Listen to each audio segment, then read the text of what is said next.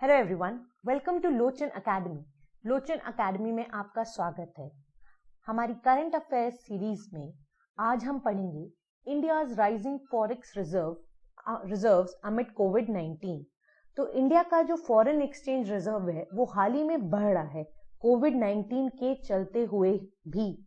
तो हम इसके बारे में इन डेप्थ पढ़ेंगे कि आखिर फॉरेक्स रिजर्व्स क्या होता है, उसको कौन संभालता है, क्यों जरूरत होती है फॉरेक्स रिजर्व्स की, ये हम इस आर्टिकल में पढ़ेंगे।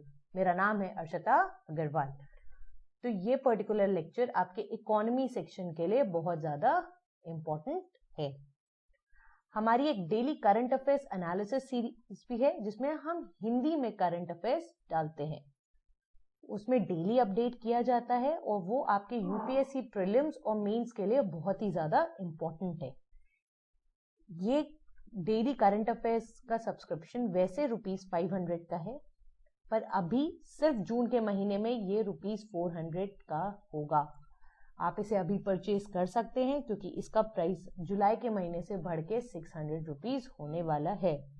इसको परचेज करने का लिंक नीचे डिस्क्रिप्शन बॉक्स में दिया गया है। अब ये लेक्चर ध्यान से सुनिएगा क्योंकि ये बहुत ज्यादा इंपॉर्टेंट है एग्जामिनेशन पर्पस के लिए भी और आपके जनरल नॉलेज के लिए भी। अब as per RBI, India's foreign exchange reserves surged $3.43 billion to a fresh all-time high of $493.48 billion for the week ended May 29। तो इंडिया का जो फॉरेन एक्सचेंज रिजर्व है वो बढ़ गया है और अब ये $500 के मार्क को हिट करने वाला है। इतना ज्यादा बढ़ गया है, ये हो गया है $493.48 बिलियन। और ये जैसे हमारी कंट्री में 1991 में क्या सिचुएशन थी, जब इंडिया को जो अपना गोल्ड रिजर्व था वो तक प्लेज करना पड़ा था, देना पड़ा था, ताकि जो फाइनेंशियल क्राइसिस है उसको झेला जा सके। ठीक है, और अब क्या हो रहा है, ये कोविड-19 के चलते भी हमारा फॉरेक्स रिजर्व बढ़ गया है। ठीक है, और ये सब तब हो रहा है जब जीडीपी ग्रोथ कम हो गई है। ठीक है, तो ये है पूरी। अब आगे देखते हैं क्या है news. So what is the issue क्या है एग्जैक्टली। So India's foreign exchange reserves are slated to hit 500 billion mark soon. तो 500 बिलियन का मार्क पहुंचने वाला है। In the month of May, foreign exchange reserves they jumped by $12.4 billion to an all-time high of $493.48 billion for the week ended May 29। तो कितना है अभी $493.48 billion और कितना इंक्रीज हुआ है, अप्रोक्सीमेटली 8400% का इंक्रीज हुआ है। So this is very important. ठीक है, अब फॉरेक्स रिजर्व इतना करे तो आखिर फॉरेक्स रिजर्व्स क्या होते हैं। ये एक एक्सटर्नल एसेट होते हैं, जैसे गोल्ड के फॉर्म में, स्पेशल ड्रॉइंग राइट्स के फॉर्म में, फॉरेन करेंसी एसेट्स के फॉर्म में, जो कोई भी कंट्री एक्यूमुलेट करती है और यहाँ पे इंडिया एक्यूमुलेट करती है और इसे आरबीआई कंट्रोल करती है। ठीक है, तो मान लीजिए कभी भी कोई ऐसी एक्सटर्नल वल्नरेबिलिटी आती है, हमारी इकोनॉमी डूब रही होती है, तो उस टाइम पे क्या करते हो, आपने अपना फॉरेक्स रिजर्व रखा, समझिए लोन लेना है आपको, आपने अपना फॉरेक्स रिजर्व दिया, उसके बदले आपने पैसा ले लिया। तो ये बहुत सरफेस लेवल पे मैंने समझाया। तो international monetary fund says official foreign exchange reserves are held in support of a range of objectives like supporting and maintaining confidence in the policies for monetary and exchange rate management, including the capacity to intervene in support of the national और union currency. अब मान लीजिए किसी economy की stability उसके forex reserve से पता लगती है। किसी को इन्वेस्ट करना है हमारी कंट्री में, एफडीआई आ रहा है या एफपीआई आ रहा है, तो वो सब तभी आएगा, कोई भी फॉरेन इन्वेस्टर आएगा वो हमारा फॉरेक्स रिजर्व देखकर आएगा कि कितनी स्टेबल है हमारी इकोनॉमी।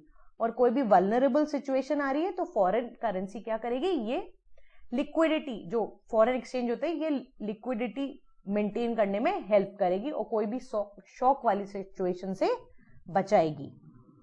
ठीक है, now why are forex reserves rising despite the slowdown. अब स्लोडाउन चल रहा है, पता है, ग्रोथ सब पूरी ग्लोबल इकोनॉमी की गिर रही है, इंडिया की भी गिरे, तो ये फॉरेक्स रिजर्व्स बढ़ कैसे रहे हैं।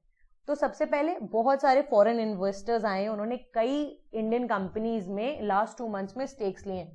रिलायंस जियो का तो आपने सुना ही होगा, उसमें कई कंपनीज ने स्टेक लिए हैं, तो वो हुआ। FPIs आ गए हैं, जो फॉरेन पोर्टफोलियो इन्वेस्टर्स होते हैं वो वापस आ गए हैं, ठीक है। क्रूड ऑयल पे सबसे ज्यादा हमारा फॉरेक्स रिजर्व का खर्चा होता था, तो क्रूड ऑयल प्राइसेस अभी ये कोविड-19 के चलते उनका प्राइस गिरा हुआ है, तो हमारा ऑयल इंपोर्ट बिल कम हो गया, जिसकी वजह से फॉरेन एक्सचेंज रिजर्व बच गया। फिर ओवरसीज रेमिटेंस और फॉरेन ट्रैवल्स वो भी काफी गिर गए हैं, तो around 61% in April from 12.87 billion, तो काफी गिर गए हैं। और फिर the months of May and June are expected to show further decline in dollar outflows, जो डॉलर जाता है वो और कम हो जाएगा आगे आने वाले महीनों में। तो मेजर जो रीजन है वो तुम्हारा फॉरेन इन्वेस्टर्स की वजह से और क्रूड ऑयल प्राइसेस के गिरने की वजह से, जिसने हमारा ऑयल इंपोर्ट बिल कम कर दिया, ठीक है। Now what's the significance of rising forex reserve? अब फॉरेक्स रिजर्व बढ़ रहा है तो इसकी क्या इंपॉर्टेंस है? The rising forex reserves comforts in managing India's external and internal financial situations at a time when the economic growth is set to contract by 1.5% in 2020-21. कोई भी ऐसी financial issue आती है within the country या global level पे तो उसको manage कर सकते हैं। कोई भी crisis face करना हो तो उसके लिए एक cushion की तरह help करेगा। strengthen करेगा रुपी against dollar, बहुत ज्यादा important है। It will provide confidence to markets that the country can meet its external obligations. तो कोई भी external obligations है वो हम meet कर सकते हैं क्योंकि हमारे पास foreign exchange reserves हैं। Now it assists the government in meeting in foreign exchange needs. जो भी external obligations है government के या reserve maintain करना है national disaster के लिए या emergencies के लिए, उसमें government को assist करेगा। Now What does the RBI do with the forex reserves? RBI करता क्या है बेसिकली forex reserve से? RBI कस्टोडियन है और मैनेजर है forex reserve का, तो जो भी पॉलिसी बनाता है वो उसी को ध्यान में रख के, जो forex reserve है उसी को ध्यान में रख के बनाता है कि मान लो कोई शॉक लगा इकोनॉमी को तो forex reserve उसको कवर अप कर ले। The RBI sells the dollar when the rupee weakens and buys the dollar when the rupee strengthens. तो basically RBI tries to maintain liquidity in the market, और RBI और dollar खरीद रहा है काफी टाइम से ताकि वो जो फॉरेक्स रिजर्व है वो बढ़ाता जाए। जब आरबीआई डॉलर्स उठाता है so it releases an equal amount of rupees in the market, तो उसकी वजह से क्या होता है, लिक्विडिटी मार्केट में बढ़ती है, तो लोगों के पास पैसा आता है, उनकी परचेजिंग पावर बढ़ती है, उससे डिमांड जनरेट होती है, फिर उतना सप्लाई करना पड़ता है, तो डिमांड सप्लाई की साइकिल चलती है। Now this excess liquidity is sterilized through issue of bonds and securities and liquidity adjustment facility operations.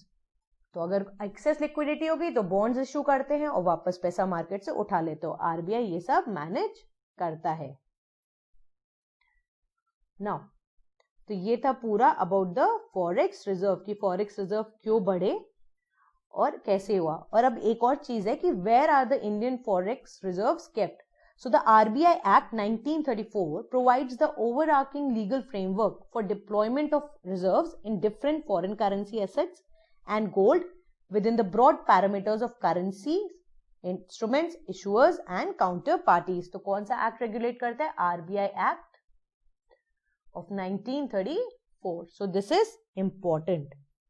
तो RBI डेटा क्या कहता है? जो 64% है of the foreign currency reserve वो सिक्योरिटीज के फॉर्म में होगा, जैसे ट्रेजरी बिल्स हो गए जो दूसरी कंट्रीज के लिए, मेनली यूएस, और 28% होगा वो डिपॉजिट होगा फॉरेन सेंट्रल बैंक्स में, और 7.4% होगा in the commercial banks abroad. तो इस तरह से वो अलग अलग फॉर्म में रखा जाता है। गोल्ड के लिए इंडिया के पास अराउंड 653.01 टन ऑफ गोल्ड है मार्च 2020 को लेके, तो गोल्ड के फॉर्म में लगता है। फिर in the form of SDR in those terms उसके फॉर्म एसडीआर के फॉर्म में भी रखा जाता है, ठीक है।